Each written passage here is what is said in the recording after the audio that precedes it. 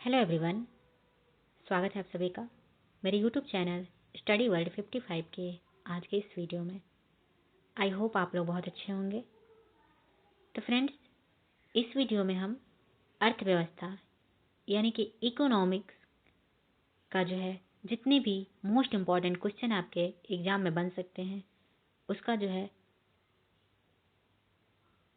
एक जो है एनसीईआरटी महेश कुमार बनवाल का एनसीईआरटी सार संग्रह का एक लाइन जो है मैं डिस्कस करने वाली हूँ। तो ये वीडियो आपके लिए बहुत हेल्पफुल होने वाले हैं जिनके भी जो है कॉम्पिटिटिव एग्जाम की तैयारी कर रहे हैं और जिनके भी आने वाले एग्जाम है, चाहे वो बीपीएससी तैयारी 4.0 का हो, बीपीएससी का हो, रेलवे का हो, एसएससी का हो, सभी के लिए बहुत इंपॉर्टेंट होने वाला है। तो वीडियो में लास्ट तक बने रहिएगा। चैनल पर पहली बार विजिट करें तो चैनल को सब्सक्राइब जरूर कीजिएगा ऐसे ही वीडियोज़ के लिए।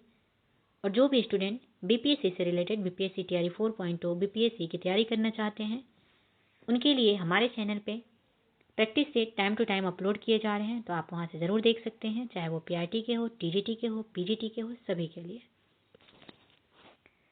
तो चलिए स्टार्ट करते हैं आज का सेशन।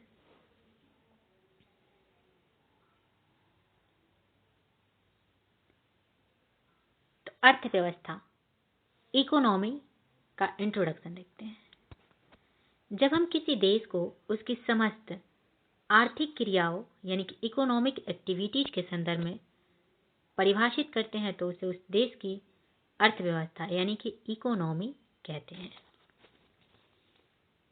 फादर ऑफ इकोनॉमिक्स, अर्थशास्त्र का जनक किसे कहा जाता है? अर्थशास्त्र का जनक एडम स्मिथ को बोला जाता है। किसको बोला जाता है? एडम स्मिथ को। अर्थव्यवस्था की छोटी आर्थिक इकाइयों का अध्ययन अर्थशास्त्र की किस शाखा के अंतर्गत किया जाता है? तो अर्थव्यवस्था की छोटी आर्थिक इकाइयों का अध्ययन जो है व्यष्टि अर्थव्यवस्था यानी कि माइक्रो इकोनॉमिक्स में किया जाता है। समष्टि अर्थव्यवस्था मैक्रो इकोनॉमिक्स को अर्थशास्त्र की एक अलग शाखा के रूप में आरंभ करने का श्रेय किसे दिया जाता है? तो ये आपके जॉन मेनार्ड किन्स को दिया जाता है। किनको दिया जाता है? John Maynard Keynes. भारतीय अर्थव्यवस्था किस प्रकार की अर्थव्यवस्था मानी जाती है? भारतीय अर्थव्यवस्था आपके विकासशील अर्थव्यवस्था यानी कि डेवलपिंग इकोनॉमी मानी जाती है। भारतीय अर्थव्यवस्था की मुख्य विशेषताएं क्या है? भारतीय अर्थव्यवस्था की मुख्य विशेषताएं कृषि की प्रधानता, प्रति व्यक्ति न्यूनतम आय तथा बढ़ती बेरोजगारी है। भारत की अर्थव्यवस्था मिश्रित अर्थव्यवस्था मिक्स्ड इकोनॉमी है जिसमें सार्वजनिक एवं निजी क्षेत्र मिलजुल कर कार्य करते हैं। इस अर्थव्यवस्था में पूंजीवादी यानी कि कैपिटलिस्ट एवं समाजवादी दोनों अर्थव्यवस्थाओं की विशेषताएं पाई जाती है।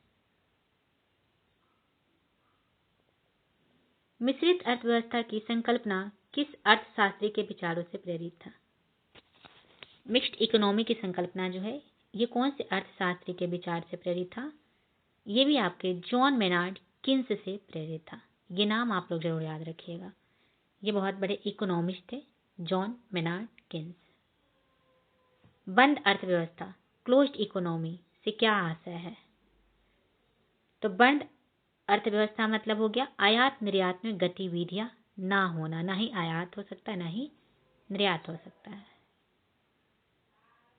अर्थव्यवस्था के क्षेत्र देखते हैं कौन कौन से हैं। अर्थव्यवस्था के क्षेत्र हैं प्राथमिक क्षेत्र, द्वितीयक क्षेत्र, तृतीय क्षेत्र, primary sector, secondary sector, tertiary sector. कृषि एवं कृषि से संबंधित गतिविधियां प्राथमिक क्षेत्र में आते हैं, प्राइमरी सेक्टर में, जिसमें आपके कृषि, वानिकी, मत्स्य, खनन, उत्खनन ये सभी आपके प्राथमिक क्षेत्र में आते हैं। द्वितीयक क्षेत्र में आपके औद्योगिक क्षेत्र आते हैं जिसमें निर्माण, विनिर्माण, विद्युत, गैस, जलापूर्ति ये सभी जो है आपके सेकेंडरी सेक्टर में आते हैं। नाउ नेक्स्ट तृतीयक क्षेत्र में यानी कि टर्शियरी सेक्टर में इसमें आपके सेवा क्षेत्र आते हैं जिसमें परिवहन एवं संचार, बैंकिंग एवं बीमा, व्यापार एवं भंडारण, सामुदायिक सेवाएं, ये सभी आपके टर्शियरी क्षेत्र में आते हैं। वह अर्थव्यवस्था जिसका विश्व के अन्य देशों से कोई व्यापारिक संपर्क नहीं होता है, वह जो है बंद अर्थव्यवस्था कहलाती है। संयुक्त क्षेत्र, ज्वाइंट सेक्टर की अवधारणा किन क्षेत्रों के संबंध को दर्शाती है? तो ज्वाइंट क्षेत्र जो है यह आपके निजी और सार्वजनिक क्षेत्र दोनों का जो है मिक्सअप क्षेत्र है, वो संयुक्त क्षेत्र की अवधारणा को दर्शाती है, जिसमें प्राइवेट और पब्लिक सेक्टर दोनों आ जाते हैं। अर्थव्यवस्था में उच्च स्तरीय निर्णय लेने वाले संस्थानों को किस क्षेत्र के अंतर्गत शामिल किया जाता है? तो अर्थव्यवस्था में उच्च स्तरीय निर्णय लेने वाले संस्थान को जो है पंचम क्षेत्र के अंतर्गत शामिल किए जाते हैं। अर्थशास्त्र के क्षेत्र में प्रथम नोबेल पुरस्कार किस वर्ष प्रदान किया गया था? तो प्रथम नोबेल पुरस्कार ये आपको वर्ष 1969 में दिए गए थे। अर्थशास्त्र में नोबेल पुरस्कार प्राप्त करने वाले भारतीय मूल के प्रथम व्यक्ति कौन थे? तो अमर्त्य सेन। ये नाम आप लोग याद रखिएगा, अमर्त्य सेन। इन्हें जो है अर्थशास्त्र में ये पहले भारतीय थे जिन्हें नोबेल पुरस्कार सम्मानित किया गया था इकोनॉमिक्स के क्षेत्र में। कौन थे वो? अमर्त्य सेन। अर्थशास्त्र का नोबेल प्राप्त करने वाले अभिजीत बनर्जी भारतीय मूल के दूसरे व्यक्ति हैं, जिन्हें यह पुरस्कार वर्ष 2019 में उनकी पत्नी एस्थर डुफ्लो तथा अमेरिकी मूल की माइकल क्रेमर के साथ संयुक्त रूप से वैश्विक गरीबी उन्मूलन में प्रयोगात्मक दृष्टिकोण यानी कि experimental approach in global poverty alleviation हेतु दिया गया था। किसको दिया गया था? तो सेकंड पुरस्कार जो है अर्थशास्त्र के क्षेत्र में नोबेल पुरस्कार ये आपको अभिजीत बनर्जी को दिए गए थे, जो कि एक भारतीय मूल के थे। यह जो है पुरस्कार 2019 में उनको प्राप्त हुआ था। और ये किसके लिए इनको दिया गया था? तो वैश्विक गरीबी उन्मूलन के प्रयोगात्मक दृष्टिकोण के लिए इनको ये पुरस्कार दिए गए थे।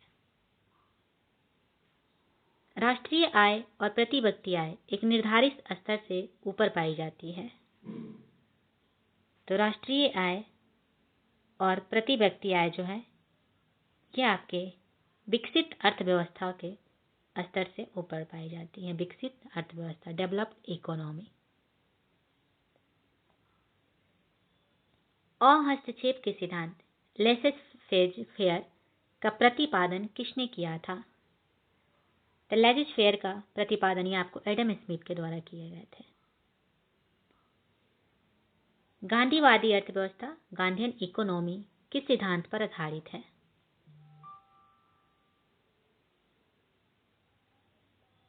तो गांधी अर्थव्यवस्था ये आपके न्यास यानी कि ट्रस्टशिप के सिद्धांत पर आधारित है। न्यास ट्रस्टशिप के सिद्धांत पर आधारित है, सत्य पे आधारित है। समाजवादी अर्थव्यवस्था यानी कि सोशलिस्ट इकोनॉमी का जनक किसे माना जाता है? ये आपके कार्ल मार्क्स को माने जाते हैं। कार्ल मार्क्स जो तो है ये एक सोशलिस्ट इकोनॉमिस्ट है। भारतीय अर्थव्यवस्था के उदारीकरण का अग्रदूत किसे कहा जाता है? तो डॉक्टर मनमोहन सिंह को। विश्व की 10 शीर्ष अर्थव्यवस्थाएं जो कि 2024 की है, नॉमिनल जीडीपी पर आधारित US ट्रिलियन डॉलर में। विश्व की 10 शीर्ष अर्थव्यवस्थाएं कहाँ की हैं? तो सबसे ज़्यादा अमेरिका, फिर चीन, फिर जर्मनी, जापान, 5th नंबर पे हमारा भारत है, 6 UK, फ्रांस, इटली, कनाडा, रूसी संघ। स्रोत इसका जो है वर्ल्ड इकोनॉमिक आउटलुक जो है इसको जारी किया है, जिसमें फर्स्ट नंबर पे आपका अमेरिका आ रहा है, सेकंड में चीन है, 5th में हमारा भारत है।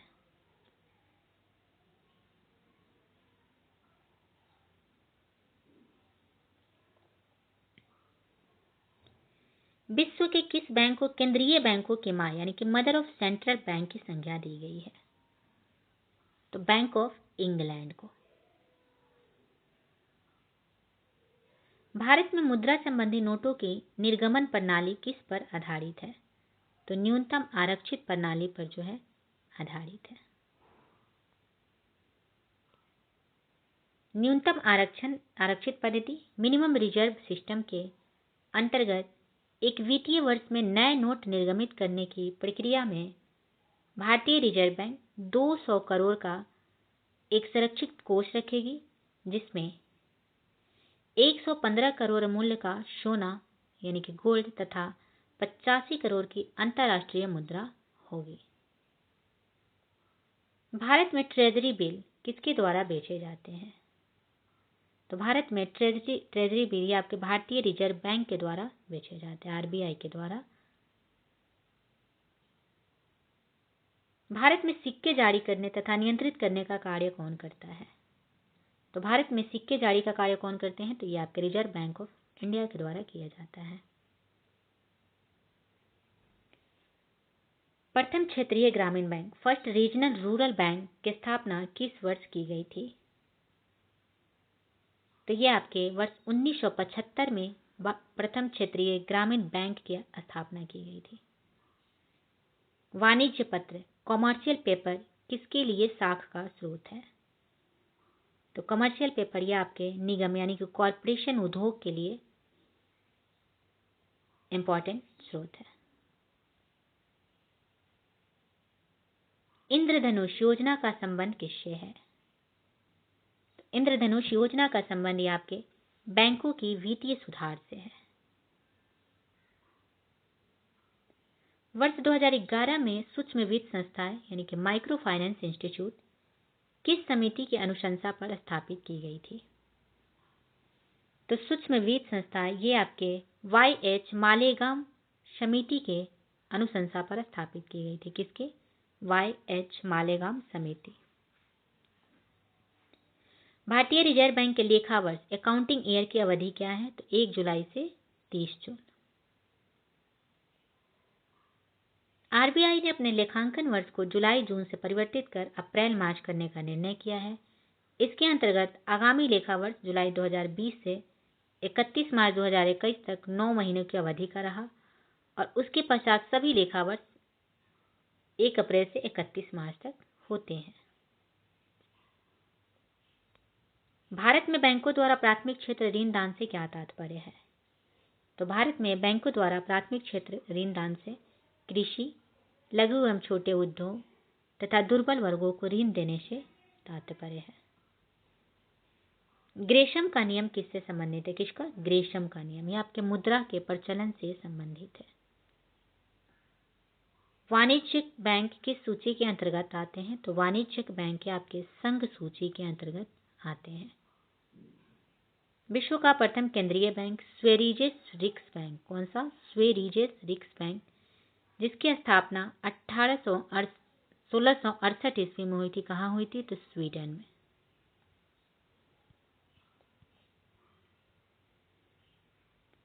भारतीय रुपया विश्व की 5वीं ऐसी मुद्रा है जिसका अपना सिंबल है। इसका चिन्ह रुपए डी उदय कुमार द्वारा डिजाइन किया गया है। किसके द्वारा? डी उदय कुमार के द्वारा। ये आप लोग ध्यान में रखिएगा। नरसिम्हन समिति का संबंध किससे है? तो नरसिम्हन समिति का संबंध बैंकिंग संरचना में सुधारों से है। भारत में व्यावसायिक बैंकों द्वारा साख सृजन क्रेडिट क्रिएशन का नियंत्रण कौन करता है? तो भारत में व्यावसायिक बैंकों द्वारा साख सृजन या आपके भारतीय रिजर्व बैंक नियंत्रण करता है, आरबीआई। ग्रामीण परिवारों को सीधे ऋण कौन प्रदान करता है? तो क्षेत्रीय ग्रामीण बैंक और भूमि विकास बैंक जो है ग्रामीण परिवारों को सीधे ऋण प्रदान करता है। मूल रूप से निजी स्वामित्व वाला भारतीय रिजर्व बैंक भारत सरकार के पूर्ण स्वामित्व में कब आया? 1 जनवरी 1949 को। भारतीय रिजर्व बैंक का मुख्यालय कहाँ स्थित है? तो भारतीय रिजर्व बैंक का मुख्यालय आपके जो है मुंबई में स्थित है, हेडक्वार्टर। भारतीय रिजर्व बैंक के 4 मुद्राएं यानी कि प्रेस है। फर्स्ट आपके देवास में जो कि मध्य प्रदेश में है, सेकंड आपके नासिक में महाराष्ट्र में, तीसरा मैसूर कर्नाटका में, चौथा सालबोनी पश्चिम बंगाल में। ये 4 जो है भारतीय रिजर्व बैंक के प्रेस है। ये आपसे पूछे जाते हैं तो आप लोग इसे ध्यान में रखिएगा। भारत का केंद्रीय बैंक, बैंकों का बैंक किसे कहा जाता है? तो भारतीय रिजर्व बैंक को। भारतीय स्टेट बैंक एसबीआई की स्थापना किस वर्ष हुई थी? वर्ष 1955 में जो है एसबीआई की स्थापना हुई थी। सिंपली क्लिक क्रेडिट कार्ड योजना किस बैंक द्वारा शुरू की गई है? तो सिंपली क्लिक क्रेडिट कार्ड योजना आपके भारतीय स्टेट बैंक के द्वारा शुरू की गई है।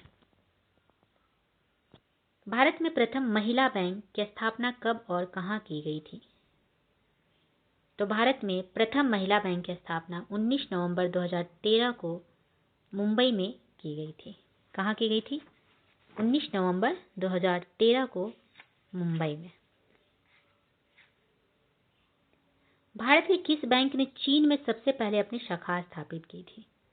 तो भारतीय स्टेट बैंक ने।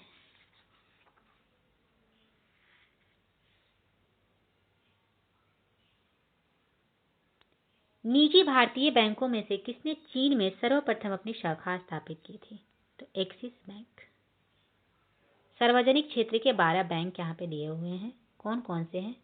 तो Bharatiya state bank, bank of India, bank of Baroda, bank of Maharashtra, union bank of India, UCO bank, Punjab national bank, Indian overseas bank, central bank of India, Punjab and Sindh bank, Indian bank, Canara bank. ये सभी जो है public sector के bank हैं।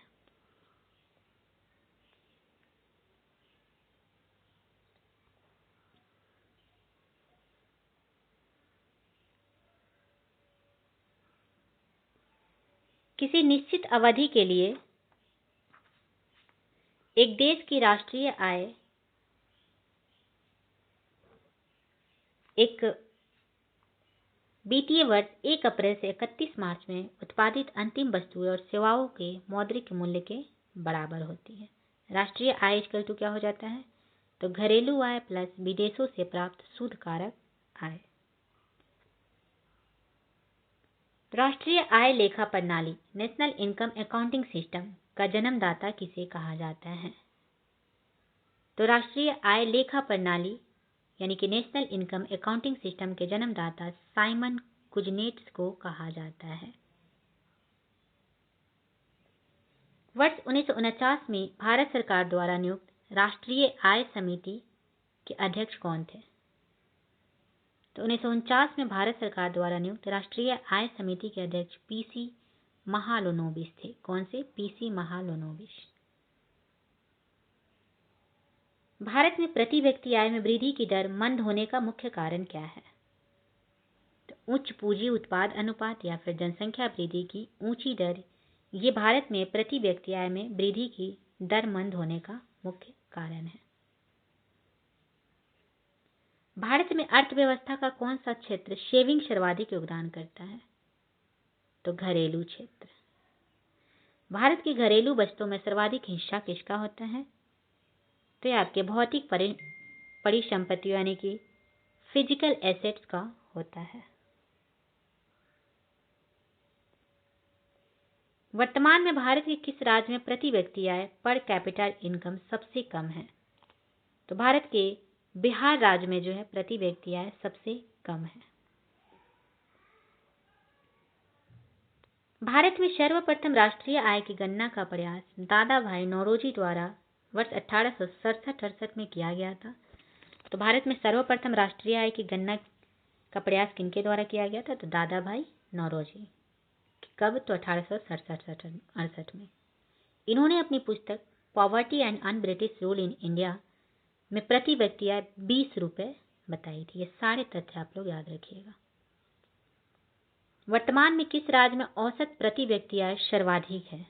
Answer आपके हो जाएंगे गोवा के। भारत में राष्ट्रीय आय समंको नेशनल इनकम स्कोर्स का आकलन किसके द्वारा किया जाता है? तो ये आपके केंद्रीय सांख्यिकी संगठन यानी कि सेंट्रल स्टैटिस्टिक्स ऑफिस के द्वारा किया जाता है राष्ट्रीय आय के आकलन। केंद्रीय सांख्यिकी कार्यालय तथा राष्ट्रीय प्रतिदर सर्वेक्षण कार्यालय का विलय कर किस नई संस्था को स्थापित करने का निर्णय लिया गया है? तो राष्ट्रीय सांख्यिकी कार्यालय नेशनल स्टैटिस्टिकल ऑफिस। हिंदू वृद्धि दर, हिंदू ग्रोथ रेट किससे संबंधित है? तो हिंदू वृद्धि दर यह आपके राष्ट्रीय आय से संबंधित है। पीसी महालनोबिस के जन्मदिन पर प्रतिवर्ष 29 जून को राष्ट्रीय सांख्यिकी दिवस मनाए जाते हैं। किस दिन मनाए जाते हैं? तो 29 जून को।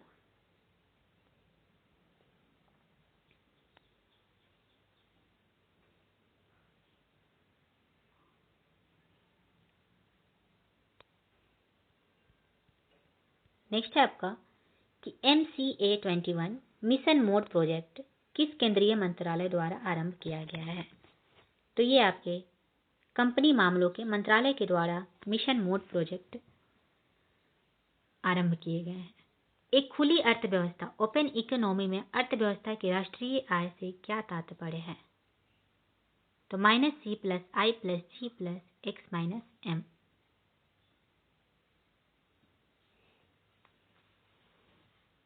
जहां C का मतलब क्या हो जाएगा?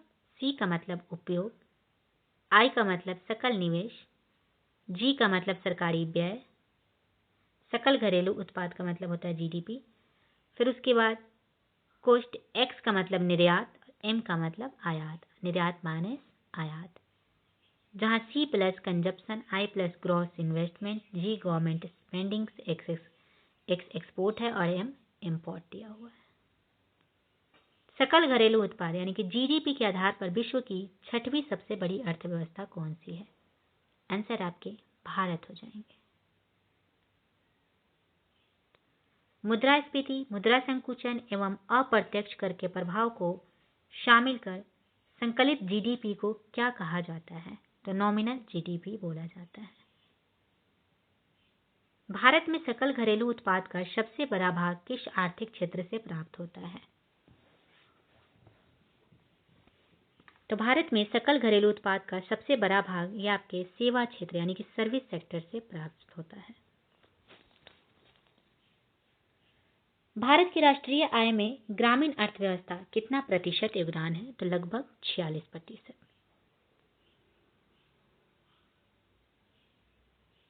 सकल राष्ट्रीय उत्पाद ग्रॉस नेशनल प्रोडक्ट GNP क्या है? तो ये राष्ट्रीय उत्पाद का मूल्य मापन है। राष्ट्रीय प्रतिदर सर्वेक्षण संगठन नेशनल सैंपल सर्वे ऑर्गेनाइजेशन की स्थापना किस वर्ष हुई थी?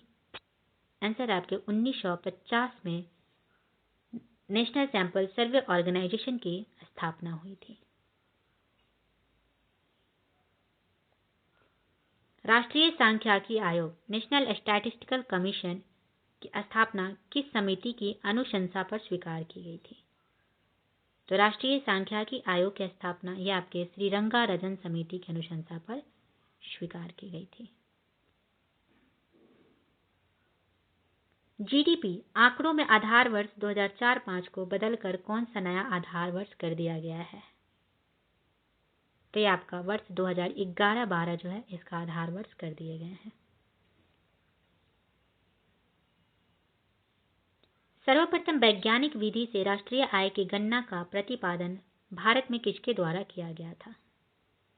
तो सबसे पहले वैज्ञानिक विधि से राष्ट्रीय आय की गणना ये आपके VK राव के द्वारा 1931-32 में किए गए थे।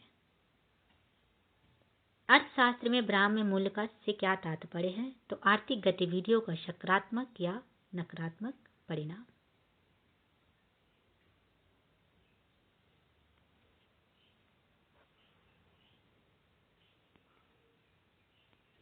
किसी अर्थव्यवस्था में होने वाला मात्रात्मक परिवर्तन यानी कि क्वांटिटेटिव चेंज आर्थिक समृद्धि इकोनॉमिक ग्रोथ कहलाता है। प्रति व्यक्ति समग्र उत्पादन और प्रति व्यक्ति भौतिक पूंजी में वृद्धि जो है क्या दर्शाती है? तो यह आर्थिक समृद्धि को दर्शाती है। यदि किसी देश में पूंजी निर्माण कैपिटल फॉर्मेशन हो रहा है तो उसकी अर्थव्यवस्था पर क्या प्रभाव पड़ेगा? तो उसकी अर्थव्यवस्था पर आर्थिक समृद्धि में अनिवार्य रूप से वृद्धि होगी।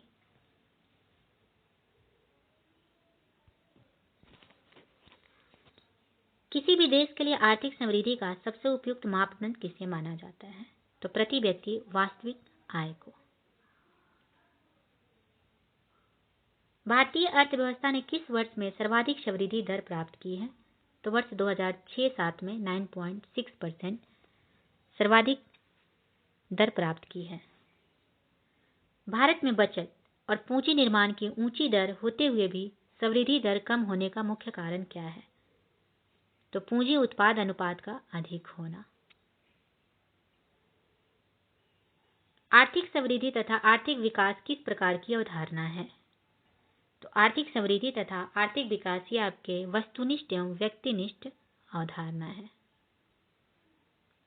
किसी अर्थव्यवस्था में होने वाले मात्रात्मक एवं गुणात्मक परिवर्तनों को आर्थिक विकास कहते हैं। इसमें सामाजिक मूल्य निहित होते हैं।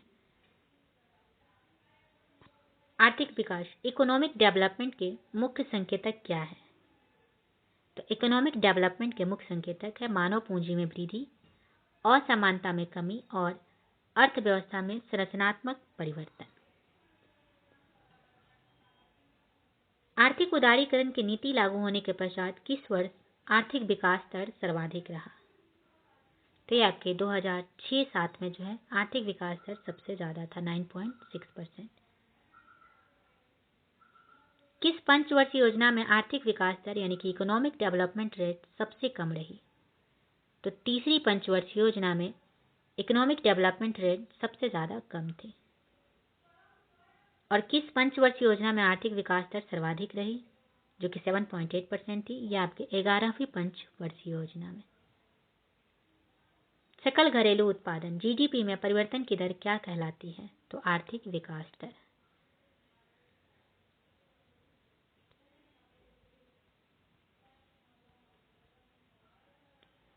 जीवन की भौतिक गुणवत्ता सूचकांक physical quality of life index का प्रतिपादन किया था?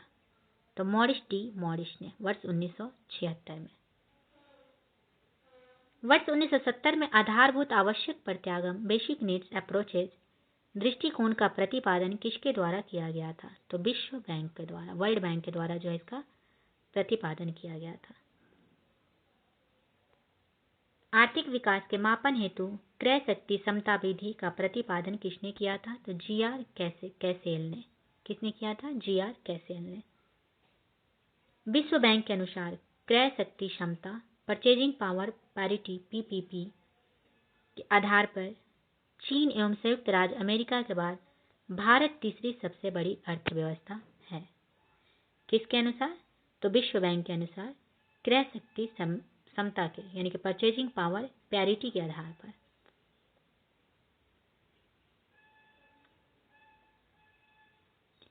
अर्थतंत्र में ज्ञान, तकनीकी कुशलता, शिक्षा आदि को किस प्रकार की पूंजी माना जाता है? अर्थतंत्र में जो है ज्ञान, तकनीकी कुशलता, शिक्षा ये सबको मानवीय पूंजी मानी जाती है।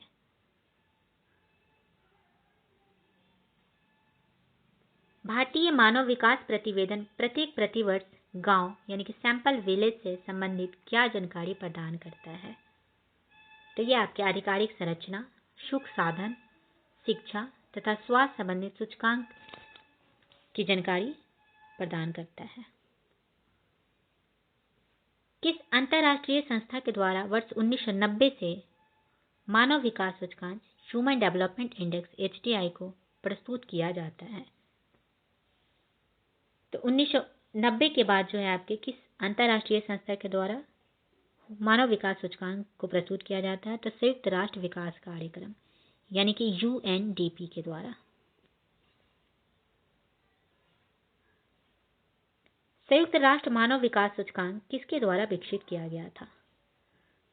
ह्यूमन डेवलपमेंट इंडेक्स ये आपके किसके द्वारा विकसित किया गया था? तो महबूब उल हक के द्वारा, महबूब उल हक द्वारा।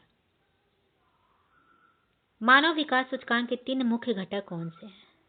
तो जीवन प्रत्याशा, शैक्षिक स्तर एवं प्रति व्यक्ति सकल घरेलू उत्पाद ये मानव विकास सूचकांक के 3 मुख्य घटक है। इसी पे जो है इसकी आकलन की जाती है। क्वेश्चन जो है आपके बहुत सारे एग्जाम में पूछे गए हैं, तो इस क्वेश्चन का आप लोग ध्यान रखिएगा। जीवन प्रत्याशा सूचकांक लाइफ एक्सपेक्टेंसी इंडेक्स की गणना हेतु अधिकतम आयु प्रत्याशा 85 वर्ष तथा न्यूनतम आयु प्रत्याशा 20 वर्ष ली जाती है। मानव विकास रिपोर्ट 2023-24 में किस देश का प्रथम स्थान है? तो स्विट्जरलैंड का। सतत आर्थिक विकास से क्या अभिप्राय है? तो वर्तमान पीढ़ी के विकास के साथ साथ भविष्य का आर्थिक विकास, ये सतत आर्थिक विकास से अभिप्राय है। तो ये रहे आपके काफ़ी जो है चुनिंदा क्वेश्चन। आगे भी जो है इसका पार्ट 2 मैं जल्द ही लेके आऊँगी, तो चैनल को सब्सक्राइब ज़रूर कीजिएगा। आज का वीडियो यहीं तक रहने देते हैं, आज यहीं समाप्त करते हैं। सेकंड पार्ट इसका जो है जितने भी क्वेश्चन बाकी है, सेकंड पार्ट में एनसीईआरटी सार संग्रह का बुक का जो है जितने भी अभी क्वेश्चन बाकी हो रह गए हैं, उसका मैं जल्द ही आप लोगों के साथ जो है शेयर कर दूँगी, अपलोड कर दूँगी। तो चैनल को आप लोग सब्सक्राइब कीजिएगा। जो भी बीपीएससी तैयारी 4.0 की तैयारी करना चाहते हैं, चाहे वो पीआरटी की हो, चाहे टीजीटी की, फिर पीजीटी की, सभी के लिए जो है आपको प्रैक्टिस सेट हमारे चैनल पे टाइम टू टाइम अपलोड किए जा रहे हैं। तो ज़रूर देखिएगा, ज़रूर वहाँ से जो है चैनल को ज्वाइन कीजिएगा और प्रैक्टिस सेट को देखिएगा। अगर वीडियो पसंद आए तो लाइक कीजिएगा, सब्सक्राइब कीजिए, शेयर कीजिए। तो चलिए फिर से मिलते हैं नेक्स्ट वीडियो में। Thank you very much.